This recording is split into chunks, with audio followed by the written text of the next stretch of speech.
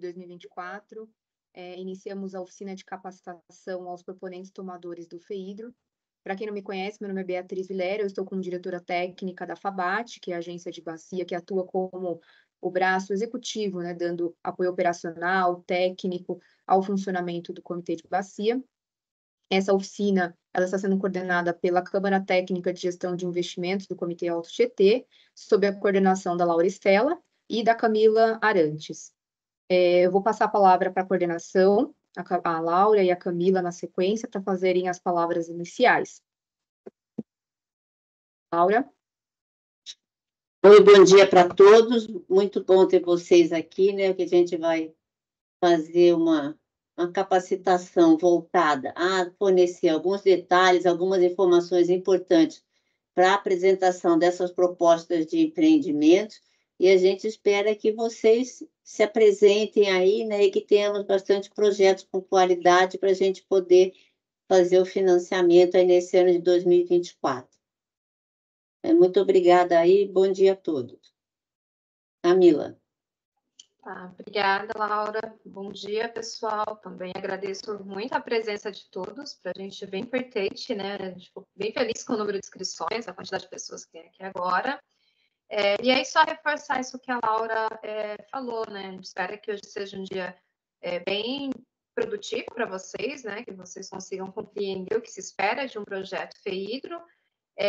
E isso, tanto para a FABAT como para o comitê como um todo, é muito importante, porque a gente faz o possível, né, para que os projetos sejam indicados, mas a gente também tem que ter um critério adequado para análise desses projetos. E aí a ideia dessa oficina é justamente que vocês consigam escrever esses projetos passando pelos pontos, né, mais críticos ali, principais, que às vezes a gente, nas análises, a gente percebe que acontece mais problemas, né? E ainda tem um prazo para submissão, né? Então, a gente espera mesmo que o dia de hoje sirva para aqueles que já estão escrevendo o projeto aprimorarem os projetos e para aqueles que ainda vão iniciar, que consigam iniciar o projeto já dentro da forma que a gente espera que ele chegue, tá? Lia, pode dar continuidade. Obrigada, Laura, Camila. Bom, pessoal, a programação, né, da nossa oficina nesse período da manhã, a ideia é finalizar até o meio-dia e meio no máximo. Nós teremos quatro apresentações, né? Uma apresentação falando sobre a deliberação de critérios para o FEHIDRO 2024, e aí também um espaço para perguntas, né, tirar dúvidas. Uma segunda apresentação sobre as ações financiáveis, tá? Como que os projetos são analisados, o que se espera ali de cada item dentro do termo de referência, né, da documentação que deve ser apresentada pelos tomadores, tá?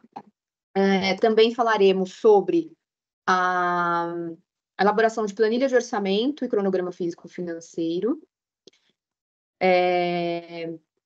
dúvidas no preenchimento da planilha, quais informações precisam conter, também sobre a referência de preços, né? E também a parte do cronograma, né? Como fazer o preenchimento dentro da planilha dos modelos do FEHIDRO, tá? Nós iniciaremos, então, com a apresentação sobre a deliberação, tá? De critérios e pontuação dos empreendimentos, que será realizada pela Laura. Laura, você consegue compartilhar a tela, por favor? Vou compartilhar, sim.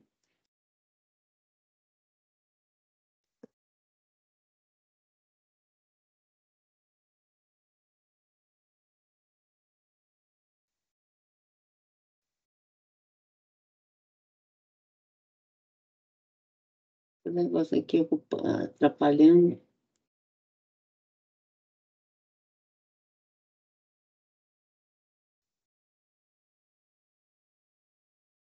Não está entrando o modo apresentação.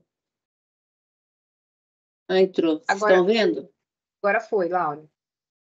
Tá. Então, eu vou falar sobre os critérios de análise e pontuação dos empreendimentos, né, que é um ponto essencial aí para a apresentação dos projetos, para iniciar essa capacitação de hoje. Então, todo o processo no Alto Tietê, qualquer ação técnica na bacia do Alto Tietê, na UGRE, né, 6, começa com a elaboração do plano de bacia. O plano de bacia, ele apresenta um prognóstico, um diagnóstico, quais são as áreas críticas, quais são os temas críticos e quais ações serão financiáveis ao longo da validade desse plano. Então, anualmente, a cada 4 anos, é feito um plano, uma previsão, né, de recursos a serem aplicados, trabalhando exclusivamente com recursos do FEIDRO e do FEIDRO, né, que tem a compensação financeira e a cobrança pelo uso da água, e essas ações serão objeto de financiamento ao longo dos anos. E, anualmente, é elaborado o relatório de situação dos recursos hídricos. Esse relatório faz uma avaliação dos indicadores de qualidade e de quantidade ao longo de cada ano e propõe eventuais alterações que precisam ser elaboradas no plano de bacia em função de atualização de dados, de novas iniciativas que precisam ser financiadas, mas, basicamente, a estruturação do financiamento se dá com base no plano de bacia. Tá? Então, como eu estava falando, a cada período de 4 anos é elaborado o plano de ação e programa de investimentos que define uma série de ações, quais ações serão financiadas em cada ano e com que recursos, e nós temos aqui o período que está agora vigente, é o Plano de Ação 2004-2027, que começa nesse ano, né? Então, a gente até o ano passado trabalhou no 2020, 2023, agora a gente entra nesse, e tem um máximo aqui de valor para cada ação, distribuindo a previsão de recursos que a gente tem para utilizar em cada ano. Eu não vou entrar no mérito dessas ações, porque a Bia vai trabalhar isso, tá? Então, vou entrar já nos pré-requisitos para apresentação de propostas de empreendimento nesse ano de 2024.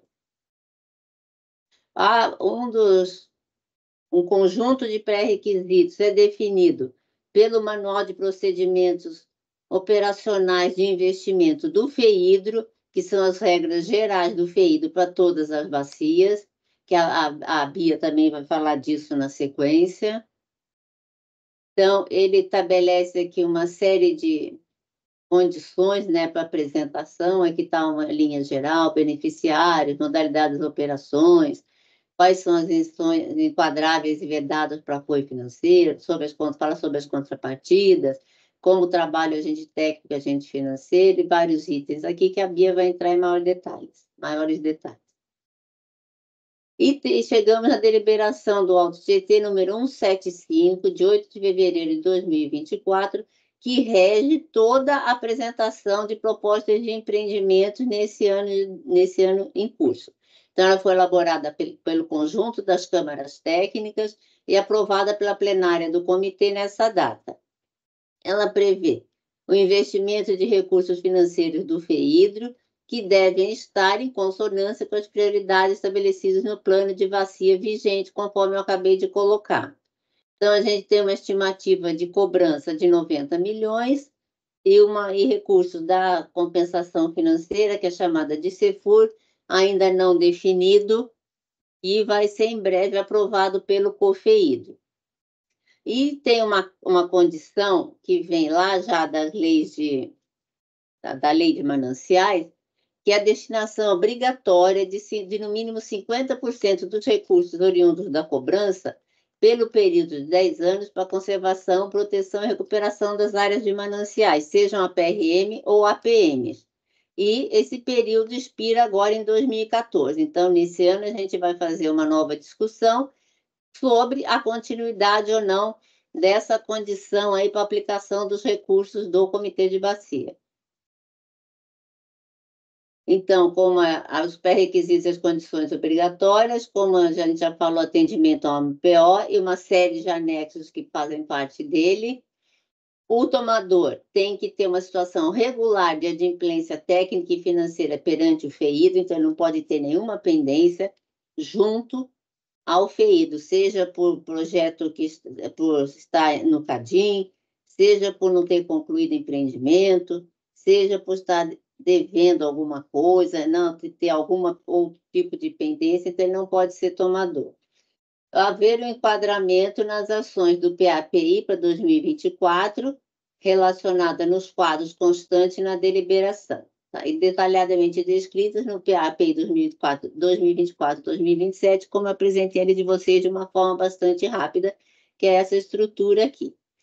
E o financiamento mínimo de cada empreendimento é de R$160 mil, de acordo com o MPO. Não é uma condição estabelecida pelo comitê, mas o comitê, além de atender o MPO, o comitê segue essa diretriz, não colocando nenhum valor distinto desse.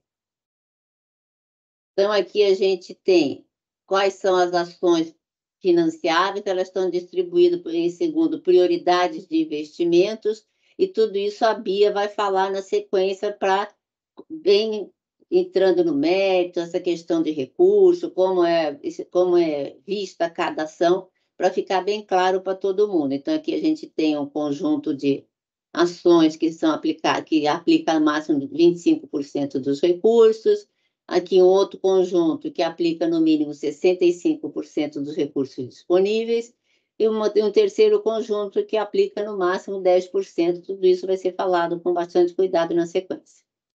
Então, eu vou pular. Então, o empreendimento vai pleitear ao FEIDRO, sem considerar a contrapartida, o valor máximo para cada ação, como já falou, conforme os valores descritos nesses quadros anteriores aí. Os proponentes devem apresentar como contrapartida percentuais que são definidos no MPO do FEIDRO. Esse percentual é calculado sobre o orçamento total do empreendimento. Essa contrapartida vai variar em função do tipo de tomador, se é município, se é poder público, se é organização da sociedade civil. Então, essas questões também serão apresentadas pela Bia, e é um cuidado bastante importante que tem que ser tomado quando da apresentação da proposta.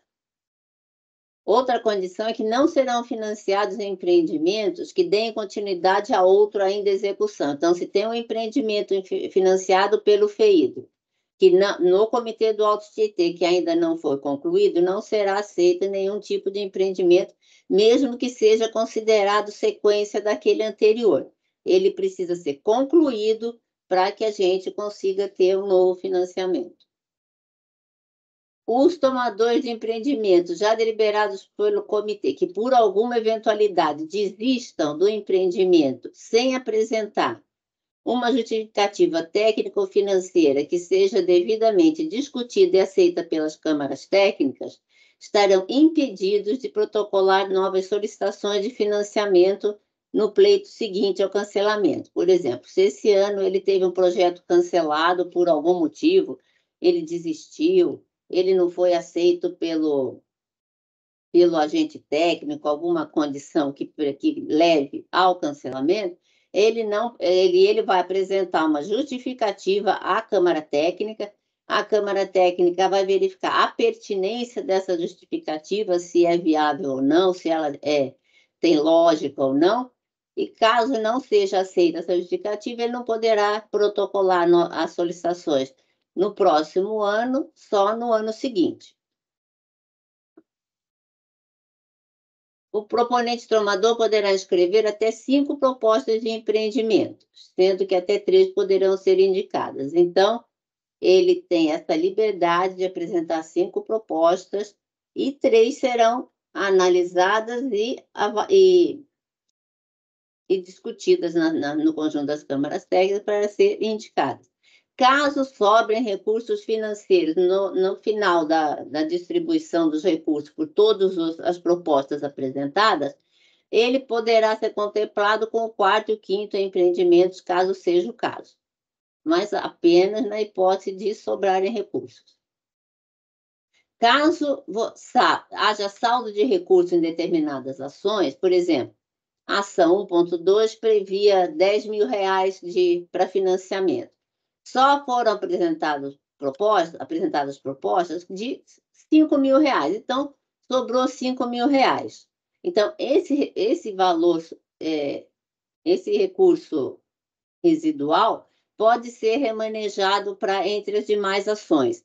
Então, a gente não deixa de utilizar esse recurso, mas ele poderá ser aproveitado numa outra ação que tem mais propostas do que o recurso que estava disponível no primeiro momento. E outra questão é que, na possibilidade de refinanciamento de empreendimentos que não tenham seus resultados esperados alcançados, caberá decisão ao comitê por meio de suas câmaras técnicas. Então, a gente já teve caso de um tomador falar que ao final do empreendimento o que eles esperavam não chegaram ao resultado que estava sendo esperado e veio solicitar um novo financiamento.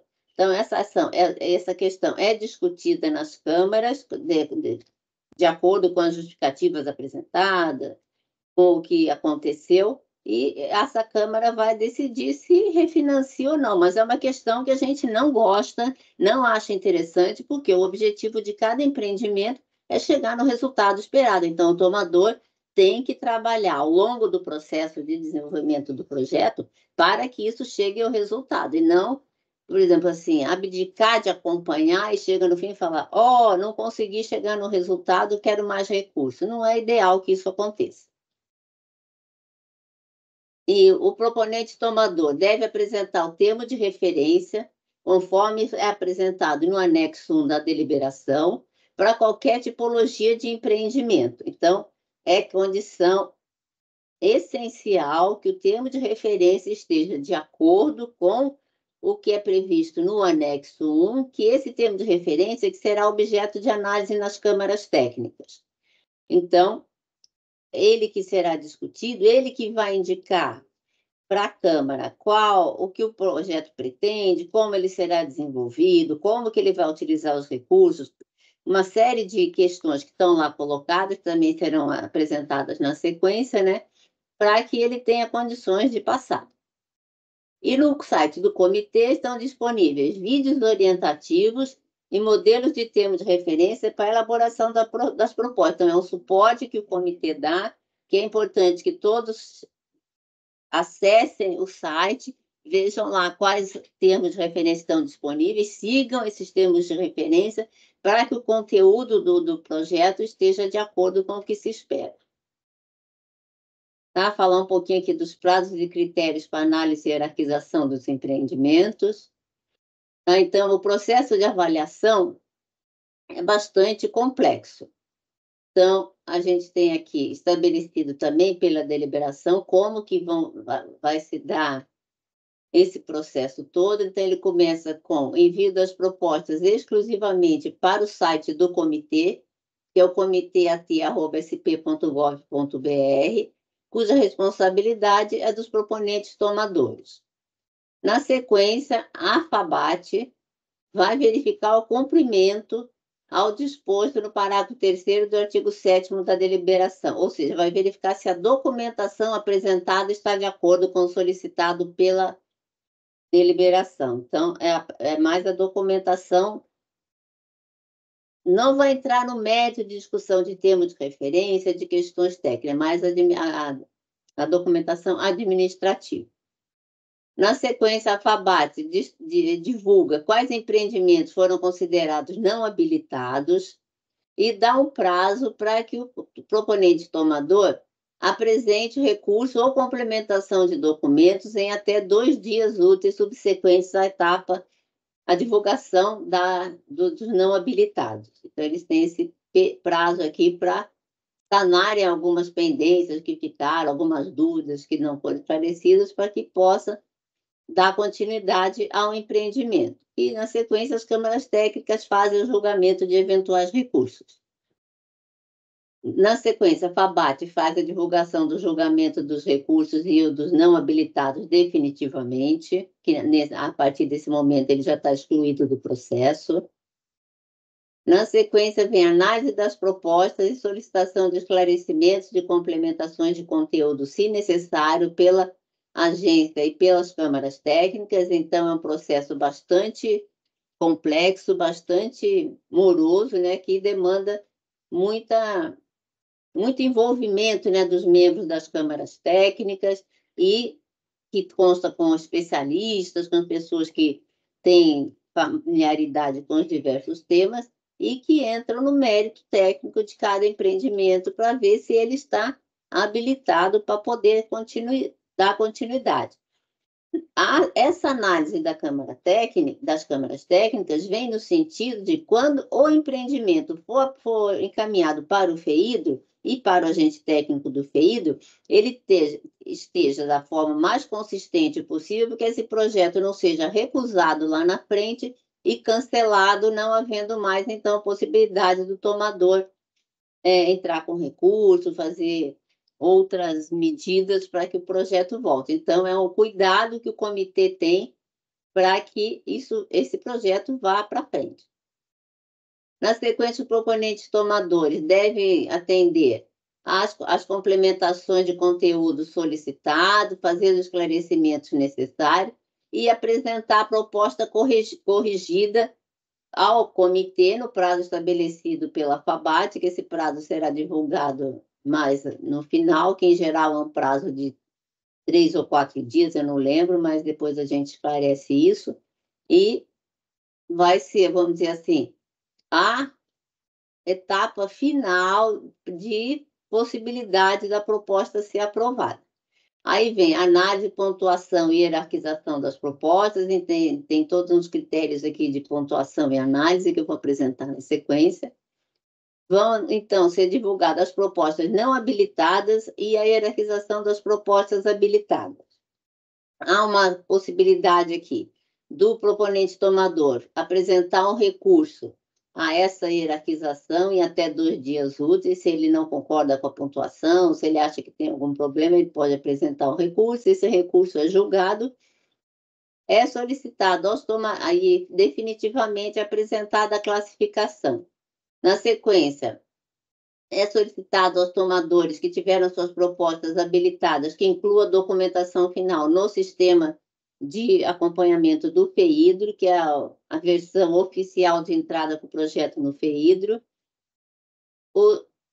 A FABAT faz a solicitação, os proponentes tomadores fazem essa inserção e, no fim, é aprovada a deliberação de indicação dos empreendimentos a serem financiados pelo FEIDRO em 2024 pelo plenário do comitê. E uma observação aqui bastante importante, que serão eliminadas do processo as propostas cujos tomadores não apresentarem as complementações solicitadas na forma e no prazo estabelecido durante o prazo de avaliação. Então, não apresentou o esclarecimento solicitado, não apresentou as complementações no formato também solicitado, essa proposta será considerada não habilitada e será eliminada. Aí, vamos entrar aqui no mérito da avaliação das propostas submetidas ao comitê. Então, aqui só reforçando, né, os proponentes, só complementando ainda a questão de prazo, o proponente tomador deverão enviar até 10 de maio de 2024, exclusivamente por site do comitê, que já foi falado, os documentos constantes anexos 3 a 6 do MPO, conforme o tipo de proponente tomador, se é município, estado, sociedade civil ou usuário de recursos hídricos. Até 17 de maio, haverá um checklist da documentação, divulgação dos empreendimentos considerados não habilitados, emissão de comunicado aos tomadores para complementação da documentação, como eu já falei anteriormente. A documentação técnica é termo de referência, planilha de orçamento, cronograma físico-financeiro, projeto básico ou executivo no caso de empreendimento estrutural, licenças e outorgas caso o empreendimento demande esse tipo de documento, um documento de disponibilidade no terreno, se for o caso, memorial descritivo, eventuais parcerias. E não serão aceitas as propostas que não atenderem ao prazo estabelecido. Então, até o final do dia 10 de maio, as propostas serão aceitas. Passado isso, não haverá alternativa de prorrogação de prazo ou de aceitação de proposta. Então, vamos aqui na avaliação. Para a pontuação dos empreendimentos, cada empreendimento receberá uma nota que pode atingir um máximo de 65 pontos, que é composta por uma nota técnica, uma nota de gestão global do investimento e um fator de prioridade, também estabelecido na deliberação. A nota técnica é composta pela somatória de 3 notas, NT1, NT2 e NT3, que a gente vai falar na sequência, e a nota global também pela nota NG1, NG2 e NG3. Caso haja um empate de pontuação, haverá um desempate segundo o maior fator de prioridade, que é o K, maior pontuação na nota técnica na sequência, depois maior pontuação na nota de gestão, depois maior contrapartida oferecida e, finalmente, caso continue esse empate, haverá um sorteio para definir quem será objeto de financiamento.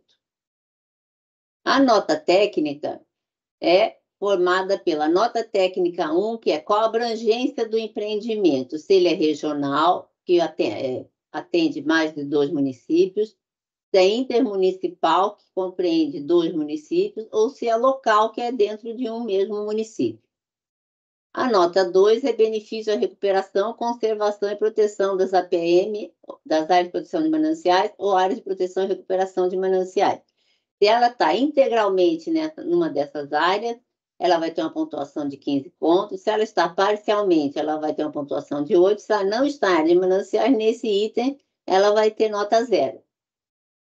A nota 3, que é a avaliação global do empreendimento, é de acordo com o anexo 2, que nós vamos falar na sequência, que contempla até 30 pontos. Então, essa nota técnica vai ter um máximo de 50 pontos. Observe que a gente dá prioridade para empreendimentos que estejam localizados em áreas de mananciais, que vão ter uma pontuação bastante melhor e é objeto sempre do comitê e das leis de proteção que tem aí para várias regiões, que essas áreas sejam atendidas e que tenham investimentos que venham trazer melhorias.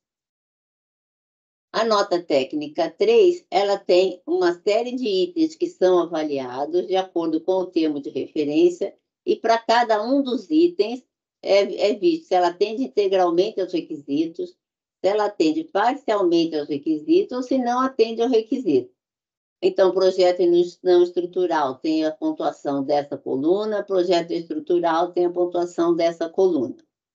Tá? Então, apresentação institucional do proponente, diagnóstico justificativa, quais objetivos do empreendimento, qual é a área de estudo, a população atende, tudo isso ele tem que estar apresentando de forma bastante clara no termo de referência. Tá? Então, a pontuação aqui é em função de faixa de população, a metodologia para projetos não estruturais, projetos básicos executivos de obra de serviço para projetos estruturais. Você vê aqui que essa nota de metodologia só tem para projeto não estrutural e a de projeto executivo para projeto estrutural. Quais são eventuais parcerias? A equipe técnica que é do tomador e necessária na contratação do executor. Metas, ações e indicadores, importantíssimo que tenha isso, e quais produtos, resultados esperados. Essa nota, esse conjunto avaliado terá uma pontuação máxima de 30 pontos. Empreendimentos que não atingirem no mínimo 50% desses pontos, ou seja, 15 pontos, já serão inabilitados na sequência. Então, eles deixam de participar do processo. A nota global consta também, e como já falado, consta de 3 itens. 1, incentivo para empreendimento na modalidade reembolsável. Se ele é reembolsável, tem uma nota 5. Se é não reembolsável, a nota é 0. A segunda nota é a avaliação do desempenho gerencial do projeto do tomador, no comitê, com empreendimentos sindicados a partir aqui, acho que é 2013, porque é nos 10 últimos anos, com base no Sinfeído. Então, se ele não teve nenhuma indicação cancelada, ele tem 5 pontos. Até 33% de indicações canceladas, ele tem 2 pontos. E acima de 33% até 66%, 1 ponto. E acima de 66%, ele não pontua. Aí vem o desempenho gerencial dos projetos contratados, a partir de 2013. Então, nenhum contrato cancelado, 5 pontos. Até 33% de contratos cancelados, 2 pontos. Entre 33 e 66 pontos, de contratos, 1 ponto, e acima de 66% de contratos cancelados, ele não pontua, e essa nota global varia até 15. Então, 50 pontos na nota técnica, mais 15 na nota global, dá o total de 65 pontos, que é a pontuação máxima. Aqui tem a questão do fator de prioridade, então, para cada ação, em função da sua prioridade, é definido um fator de prioridade, que é multiplicado na nota técnica neta global, para dar a nota final do empreendimento. Aqui tem todas as ações, e tudo isso aqui consta lá da deliberação. Eu não vou ficar falando aqui de cada ação, porque a Bia vai falar na sequência, e depois tem como consultar a deliberação para verificar qual é o fator de prioridade da ação referente ao empreendimento que está sendo apresentado. As propostas, na sequência dada a nota, elas serão listadas em ordem decrescente, conforme as respectivas notas finais, resultando na relação hierarquizada das propostas. Essas propostas serão indicadas ao FEIDRO, em 2024, obedecerão à sequência da relação hierarquizada até o limite dos recursos disponíveis, respeitadas aquelas porcentagens, os regramentos que o comitê deve seguir, como, por exemplo, o mínimo de 50% dos recursos da cobrança para áreas de mananciais. Tá? Então, ele vai seguir aqueles valores estabelecidos para cada ação. Nesse momento, se uma ação sobrou recurso, vai haver esse remanejamento entre os recursos disponíveis entre as várias ações. Então, são vários critérios que são considerados nesse momento aqui da indicação. Então, durante a distribuição dos recursos, caso o valor de um determinado empreendimento seja superior ao saldo ainda disponível, as câmaras técnicas poderão solicitar ao proponente tomador o aumento da contrapartida para adequação do valor a ser financiado pelo FEIDRO, ou seja, se o projeto é de 1 milhão e só tem disponibilidade de R$800 mil na sequência lá da hierarquização e da distribuição dos recursos, as câmaras vão entrar em contato com o tomador, verificando se é possível que ele aumente a contrapartida em R$200 mil e obtenha esse financiamento de R$800 mil. Caso ele não tenha interesse ou condição de atender essa solicitação, serão consultados os proponentes que vierem na sequência, até alguém conseguir se adequar para receber esse financiamento, ou senão esse recurso fica disponível para o próximo ano, caso seja recurso da cobrança, ou esse recurso será devolvido para o FEIDRO, no caso da compensação financeira, e será utilizado para financiamento de abrangência estadual. Então, aqui a gente tem o calendário, encerrando aqui a apresentação, que é o primeiro item, o protocolo das propostas sobre os proponentes, que está acontecendo desde 8 de fevereiro, quando foi aprovada a deliberação, até o dia 10 de maio, que é o prazo final. No dia 17 de maio serão divulgadas as propostas não habilitadas. De 21 de maio a 20 de agosto será o prazo de análise pelas câmaras técnicas, então receberão e farão análise dos recursos, terá avaliação técnica dos empreendimentos, serão solicitadas complementações e avaliadas, será feita a pontuação e hierarquização. Esse prazo aqui de 3 meses é porque o volume de empreendimentos que vem, às vezes, é bastante grande, existe uma disponibilidade dos analistas bastante grande. Então, a gente conta com analistas voluntários que têm outras atribuições, outras atividades e que, em paralelo, farão essas análises. Então, é uma demanda bastante grande para essas pessoas que trabalham nessa parte de análise técnica. E até 21 de agosto será divulgada a hierarquização dos empreendimentos, e até 29 de agosto tem que ocorrer a plenária para deliberar sobre a indicação dos empreendimentos a serem financiados em 2024, que é o prazo estabelecido pelo FEIDRO para receber as propostas de empreendimentos para financiamento em 2024. Então, encerro aqui a apresentação, agradeço pela atenção. Aqui está meu e-mail e vamos abrir agora para esclarecimento de dúvidas, qualquer questão aí que vocês tenham aí que estão apresentando. Eu vou parar de compartilhar para que a gente possa se ver.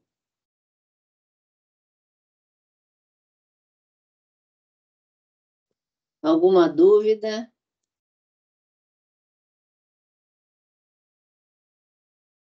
Laura, obrigada pela apresentação. Pessoal, a gente deixa aberto aqui a palavra para alguma consideração, alguma dúvida da deliberação.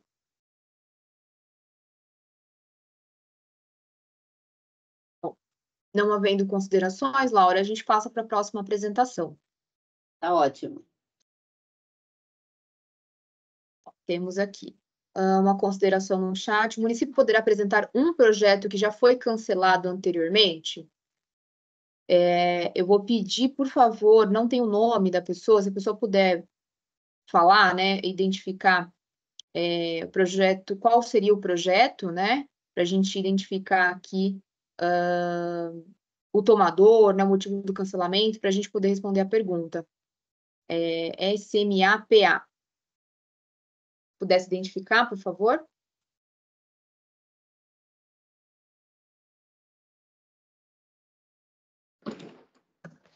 Bom dia, sou Reinaldo, Secretaria Municipal do Meio Ambiente de Mariporã. Bom dia, Reinaldo. Você que fez essa pergunta no chat, se o município pode apresentar um projeto que já foi cancelado anteriormente? Não. Não, Não, desculpa. Ah, ok. Bom, a pessoa... Desliga o microfone, filho. Bom, acho que a pessoa não está conseguindo falar, quem se identificou, quem colocou a pergunta no chat. Vou passar a palavra para a Carla, então, por favor. Eu fiquei com uma dúvida quando falou sobre aprovado, já tem um projeto, está em andamento, e depois poderia ser utilizado e aprovado, aliás, não poderia ser, pedir o mesmo recurso para um recurso que tivesse acontecendo. Então, ali ficou numa dúvida, justamente por essa colocação. Mas eu queria saber também, nessa pergunta, se, por exemplo, um município ou uma entidade solicitou um projeto de educação ambiental, mas ela vai fazer outro projeto dentro da área de mananciais, a identificação de nascentes, tá? Ela pode, se tiver em andamento, porque ali ficou a dúvida. Eu sei que hoje tem vários projetos que são aceitos em várias áreas, mas ali eu fiquei com essa dúvida na fala. Não sei se foi clara, Beatriz e Laura. Foi claro, sim. Então, quando a gente fala nisso, é financiamento, você tem um projeto, por exemplo, de educação ambiental em andamento. Você, na sequência, vem pedir um outro projeto de educação ambiental que seja referente ao mesmo tema, que seja na mesma área. Então, esse projeto, primeiro, precisa ser concluído para ter a sequência, o financiamento de uma sequência. Mas se você tem um projeto de educação ambiental em andamento, quer fazer uma rede de uma ação de drenagem, nada impede que você apresente esse projeto, que são questões independentes. O que não pode é você financiar questões ainda referentes ao mesmo tema. É isso, Bia? Isso mesmo, Laura. Tá claro? Ok, agora ficou claro, sim. Muito obrigada. Nada, obrigada a você. Há mais alguém?